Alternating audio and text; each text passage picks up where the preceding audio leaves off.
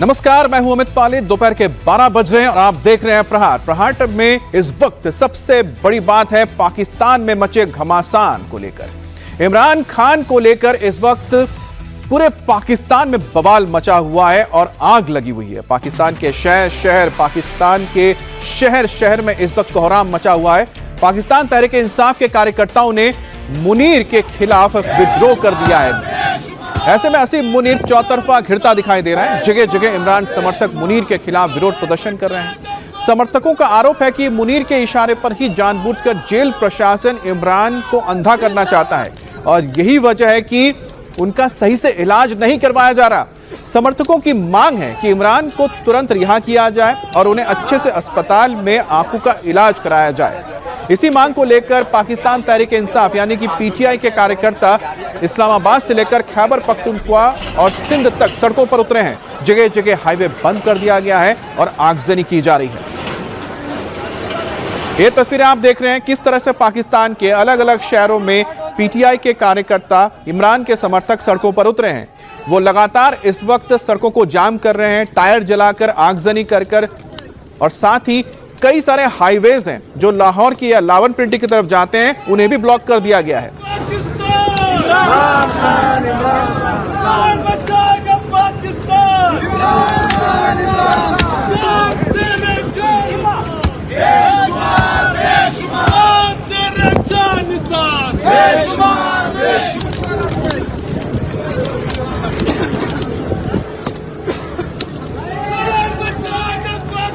तो ये तस्वीरें आप देख रहे हैं खैबर पख्तूनख्वा की है, जहां पर इस वक्त पीटीआई यानी कि इमरान खान के पार्टी की सरकार है। यहां पर जबरदस्त बवाल देखने को मिल रहा है और पेशावर को रावलपिंडी से जोड़ने वाले सड़क को ही ब्लॉक कर दिया गया है। लोगों की मांग है कि जब तक इमरान खान को रिहा नहीं किया जाएगा, उन्हें इलाज नहीं करवाया जाएगा, तब तक उनका यह प्रदर्शन जारी रहेगा। तो पाकिस्तान के अलग अलग शहरों से इस तरह की तस्वीर आ रही है, जहां पर मुनीर की सेना और साथ ही वहां की पुलिस फोर्स इमरान के समर्थकों के आगे पस्त नजर आ रहे हैं।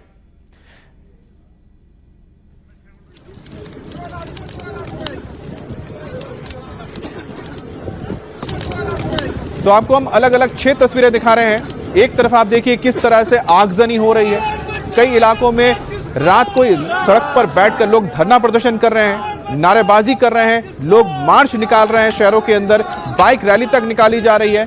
अब जहां पर पुलिस के साथ ये कार्यकर्ता भिड़े हैं, उनके ऊपर लाठीचार्ज किया जा रहा है और यही वजह है कि खैबर पख्तूनख्वा से लेकर लाहौर तक, यहां तक कि सिंध तक लोग सड़कों पर उतरकर उसे ब्लॉक कर रहे हैं। अब पाकिस्तान में इमरान के समर्थकों के भारी विरोध के बाद सरकार ने एक मेडिकल बोर्ड गठन करने का फैसला लिया है, लेकिन इमरान खान की बहन अलीमा खान ने इस बोर्ड का बहिष्कार किया है। इमरान खान की बहन ने कहा है कि हमारी मांग शुरू से बहुत साफ है। इमरान खान को उनके अपने निजी डॉक्टर की मौजूदगी में और मंजूरी के बिना कोई भी इलाज नहीं दिया जाना चाहिए। इमरान खान की बहन अलीमा खान ने कहा है कि सरकार द्वारा बनाए गए किसी भी मेडिकल बोर्ड को हम स्वीकार नहीं करते हैं। हम उनकी बनाई हुई किसी भी रिपोर्ट या फिर नतीजे पर भरोसा नहीं करते हैं। हमारा परिवार बहुत ज्यादा चिंतित है कि वो इमरान खान के निजी डॉक्टर्स द्वारा समझाए या सुझाए गए विशेषज्ञों को क्यों चुनकर नहीं लेके जा रहे हैं, क्यों वहां पर जेल प्रशासन उन्हें इजाजत नहीं दे रहा है, वो इमरान खान के निजी डॉक्टर्स की निगरानी क्यों ठुकरा रहे हैं, वो परिवार के सदस्यों की मौजूदगी क्यों मंजूर नहीं कर रहे हैं, क्या वो कुछ छिपा रहे हैं। लफसाफ इल्जाम है इमरान खान की बहन का कि जो जेल है या फिर जो प्रशासन है, जो मुनीर की अभी सत्ता है, वो इमरान खान को सही इलाज नहीं देना चाह रही है। इस बीच पाकिस्तान के चीफ जस्टिस के आदेश के बाद इमरान खान के दोनों बेटों को उनसे बात करने की इजाजत मिली। आदेश के बाद इमरान खान को अपने बेटे सुलेमान और कासिम से लगभग 20 मिनट बात करने का मौका मिला। उनके बेटों ने बताया कि इतने लंबे समय बाद अपने बेटों की आवाज सुनकर इमरान खान बहुत खुश थे और ये बातचीत शनिवार को हुई है। सुप्रीम कोर्ट से आदेश मिलने के बाद दोनों बेटों को इमरान खान से बात करने की इजाजत दी गई। पाकिस्तान गृह युद्ध के मुहाने पर खड़ा है। पाकिस्तान के कराची, लाहौर, इस्लामाबाद, रावलपिंडी में लोगों का गुस्सा फूट पड़ा है। बड़ी खबर कराची से आ रही है। पाकिस्तान की आर्थिक राजधानी कराची में जबरदस्त बवाल हुआ है। जमात इस्लामी के लोग खराब सड़कों, ड्रेनेज की समस्या और बुनियादी नागरिक सुविधाओं की मांग को लेकर हंगामा कर रहे हैं और उन्हें रोकने के लिए पुलिस को आंसू गैस के गोले दागने पड़े हैं।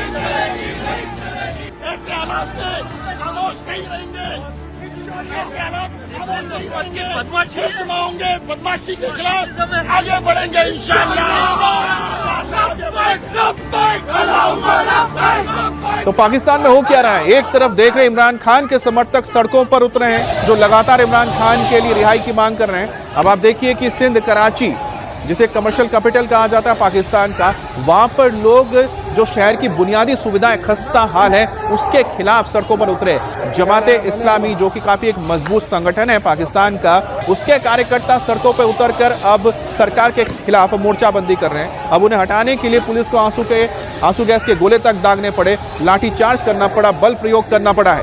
तो कुल मिलाकर देखा जाए तो इस वक्त पाकिस्तान में मुद्दे बहुत सारे हैं, जनता बिल्कुल परेशान है और जिसे जहां मौका मिल रहा है वो सरकार के खिलाफ सड़क पर उतरकर अपना गुस्सा जाहिर कर रहा है। तो जमाते इस्लामी के ये कार्यकर्ता कराची में सड़कों पर उतरे और बदहाली को लेकर, चाहे वो सीवर की समस्या हो या तमाम दूसरी बुनियादी जरूरतें जो होती हैं आम लोगों के लिए एक शहर के अंदर, उसकी सुविधा ना मिलने के वजह से लोग इतना नाराज थे कि जमाते इस्लामी के बैनर तले हजारों की तादाद में ये कार्यकर्ता उतरे और सरकार के खिलाफ नारेबाजी करने लगे। अब इन्हें रोकने के लिए पुलिस को लगाया गया, पुलिस ने आंसू गैस के गोले दागे, उसके बाद भी काम नहीं बना तो फिर लाठीचार्ज किया गया। तो कुल मिलाकर देखा जाए, चाहे वो खैबर पख्तूनख्वा हो जहां पर पीटीआई यानी कि पाकिस्तान तहरीक-ए-इंसाफ के कार्यकर्ता सड़कों पर उतरे हैं, रावलपिंडी हो, लाहौर हो या फिर कराची हो।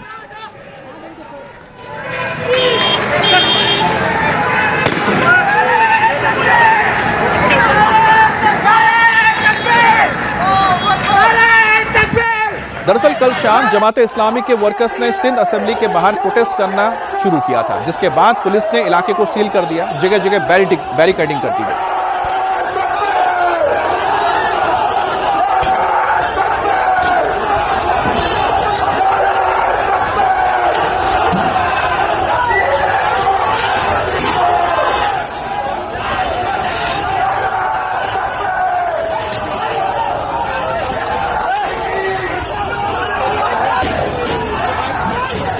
तो ये अफरा तफरी का माहौल आप जो देख रहे हैं ये कराची की है, जहां पर विधानसभा के बाहर लोग इकट्ठा हो रहे थे। जमाते इस्लामी ने पहले ही एक कॉल दिया था कि उनके तमाम कार्यकर्ता कई सारे मुद्दों को लेकर विधानसभा को घेरेंगे, जिसके बाद बैरिकेडिंग कर दी गई।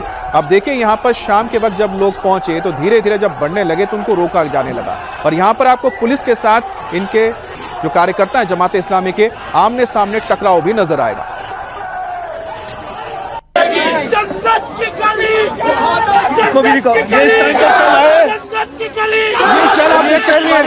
ये एक्सपायर चल रहे हैं जो जमात इस्लामी के कारकुनात पे बरछाए जा रहे हैं। आप देख रहे हैं वैशियाना शरीफ जमात इस्लामी के कारकुनात पे की गई है, पीछे भी शर मौजूद है, एक और शर आ गया। तो यहाँ पर जमाते इस्लामी के कार्यकर्ता दिखा रहे हैं कि किस तरह से उनके ऊपर शेल दागे जा रहे हैं, आंसू गैस के गोले हैं और जमाते इस्लामी के जो कार्यकर्ता उनका कहना है कि हम निहत्ते हैं और हम पर लाठियां बरसाई जा रही हैं।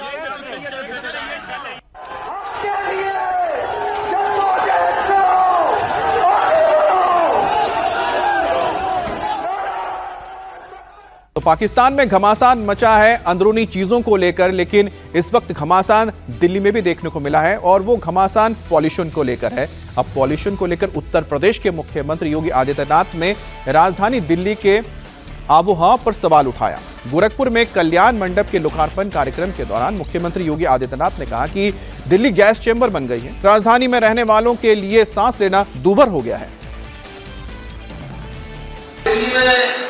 घुटन भरी जिंदगी हो गई है, ऐसे लगता है जैसे गैस चेंबर में। एयर क्वालिटी इंडेक्स वो 400 से ऊपर तब घुटता है, आंखों में एक जलन होती है, सांस लेने में दिक्कत होती है।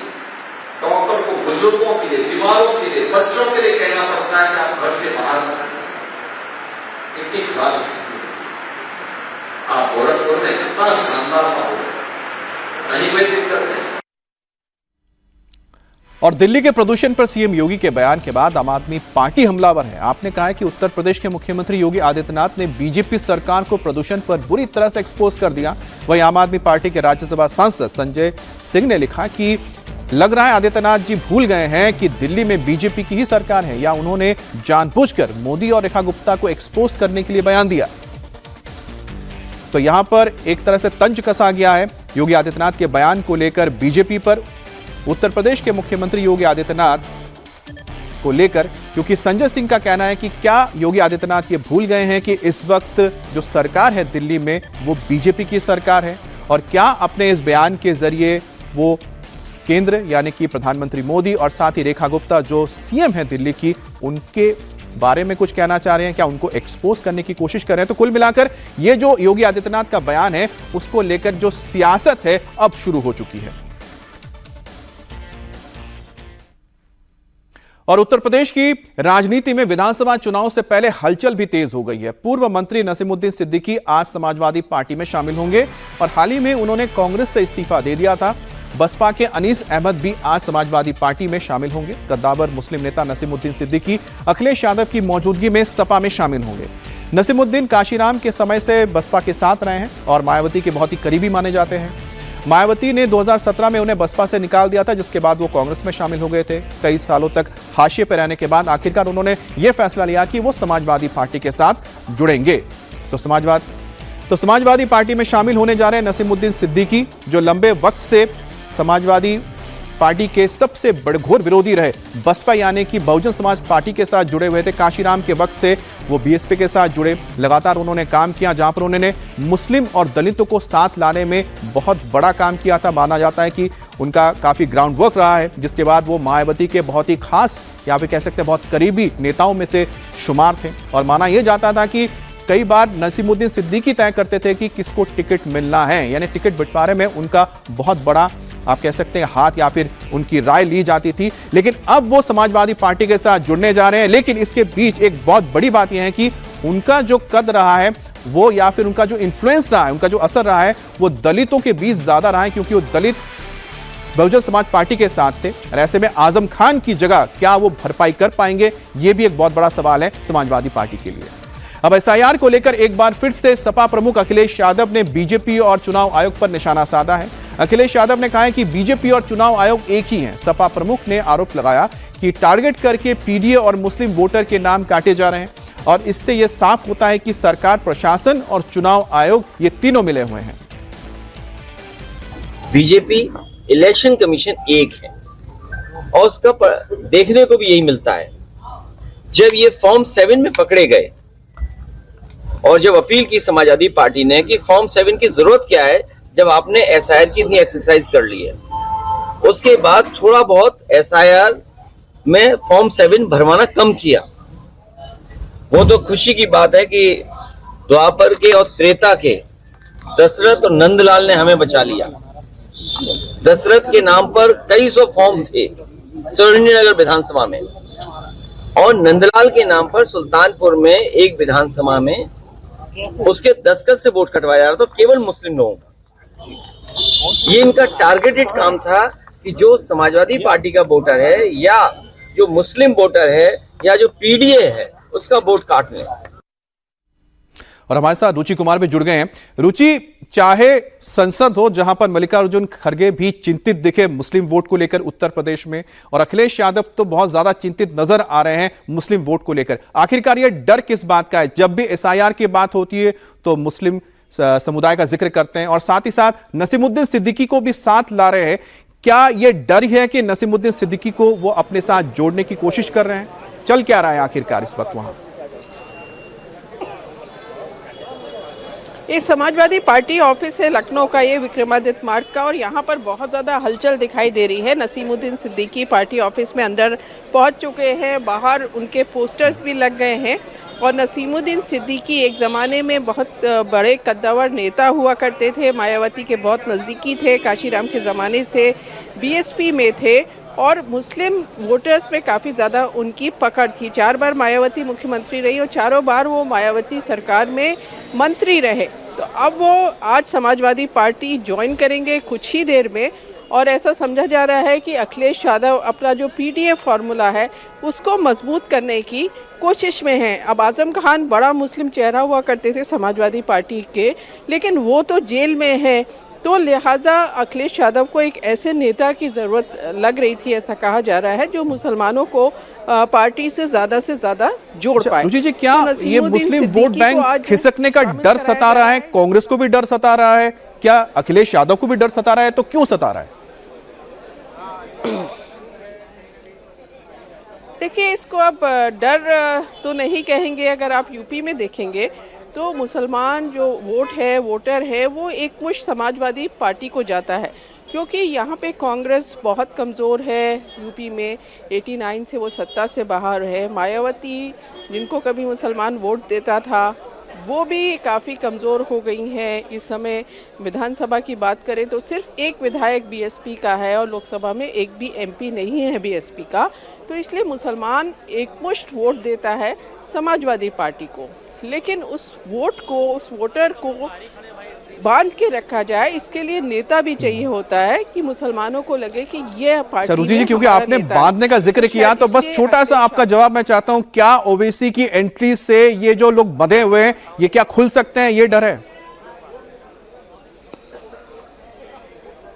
देखिए, ओवैसी की एंट्री का जहां तक सवाल है, समाजवादी पार्टी कह रही है कि उसका यहाँ कोई असर नहीं पड़ने वाला। ओवैसी पहले भी उत्तर प्रदेश आ चुके हैं, भाग आजमा चुके हैं और ज़्यादातर सीट्स पर उनकी जमानत जब्त हो गई थी। तो ओवैसी से समाजवादी पार्टी के नेताओं से आप बात करेंगे तो उनका कहना है कि यहाँ पर हमें कोई भी फर्क नहीं पड़ेगा। और नसीमुद्दीन सिद्दीकी की अनीस जो फूल बाबू हैं, एक विधायक थे पूर्व बीएसपी के, वो भी आज समाजवादी पार्टी ज्वाइन करेंगे। चलिए देखते हैं कि जिस तरह से बीएसपी में नसीमुद्दीन सिद्दीकी ने दलितों को और मुस्लिमों को साथ लाने के लिए जो एक कड़ी बने थे, क्या वही काम वो समाजवादी पार्टी में आकर कर पाते हैं या नहीं, क्योंकि कांग्रेस में तो ऐसा कुछ देखने को मिला नहीं था। बहरहाल बहुत बहुत शुक्रिया आपका रुचि। खबर उत्तर प्रदेश के बुलंदशहर से है, जहां पर सेल की आड़ में धड़ल्ले से एक्सपायरी डेट का सामान बेचा जा रहा था और सूचना मिलने पर जब खाद्य सुरक्षा विभाग की टीम मौके पर पहुंची और छापा मारा गया तो भारी तादाद में खाद्य सामग्री बरामद हुई। विभाग ने करीबन 3.3 क्विंटल आटा जब्त करके मौके से उसे नष्ट किया और साथ ही दूसरे सामानों के सैंपल भी जांच के लिए लैब में भेज दिया गया है।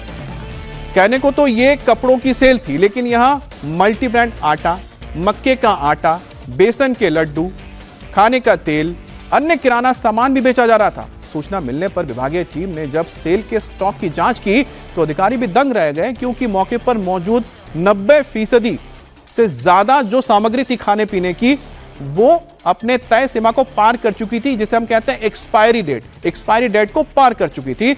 अब सोचिए कि सेल लगी थी कपड़ों की, वहां पर जब खाद्य विभाग की टीम पहुंची तो पता चला कि वहां पर देखिए ये तमाम जो चीजें हैं, एक्सपायरी, यहां पर आटा बेचा जा रहा है, एक्सपायरी यहां पर बेसन बेचा जा रहा है, एक्सपायरी यहां पर मल्टीग्रेन सामान बेचा जा रहा है, तेल जो यहां पर बेची जा रही है वो भी एक्सपायर हो चुकी है। यानी कि जो तय समय होता है जब तक इसको खा लेना है या फिर इसका इस्तेमाल हो जाना है, उस डेट को यह पार कर चुका है। तो कुल मिलाकर देखा जाए जो सेहत के साथ खिलवाड़ है, क्योंकि ये जो खाना होता है अगर आप खाते हैं तो आप बीमार पड़ सकते हैं, आपके लिए जानलेवा तक साबित हो सकता है, उसे सेल के नाम पर बेचा जा रहा था। अब उत्तर प्रदेश के अमरोहा से खबर है, जहां पर कांवड़ यात्रा को लेकर बवाल हो गया।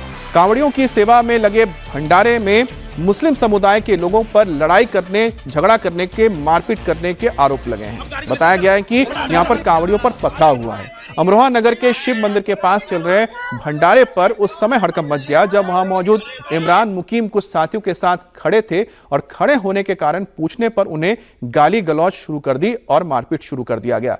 तो बताया जा रहा है कि यहां पर शिव मंदिर था, शिव मंदिर के पास भंडारा चल रहा था, वहां पर कुछ मुस्लिम युवक खड़े थे। जब उनसे पूछा गया कि वो क्यों खड़े हैं तो गाली गलौज करने लगे, जिसके बाद वहां पर दोनों तरफ से गर्मा गर्मी होने लगी। मौके पर पुलिस पहुंची, पुलिस ने किसी तरह से माहौल को बिगाड़ने से रोका।